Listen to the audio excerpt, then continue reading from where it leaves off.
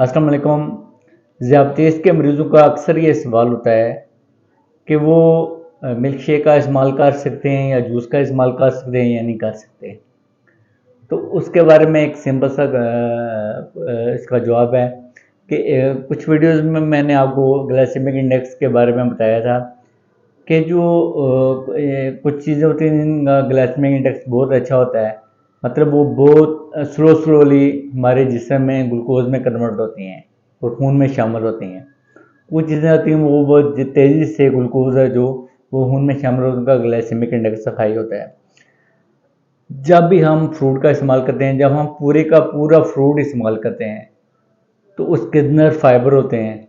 वो जो फाइबर होते हैं उनकी वजह से जो उस फ्रूट है उसका ग्लाइसेमिक इंडेक्स अच्छा हो जाता है।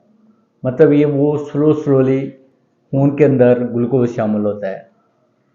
जब भी हम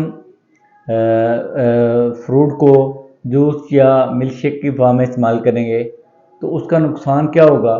उसका जो बेसिक नुकसान है वो ये होगा कि जो आपके फाइबर हैं वो कम हो जाएंगे और वो आपकी चीज़ उसका ग्लाइसेमिक इंडेक्स बढ़ जाएगा और वो चीज़ बहुत तेज़ी के साथ जिस्म में शुगर है वो खून में शामिल हो जाएगी।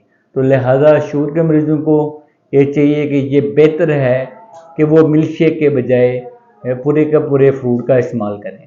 शुक्रिया।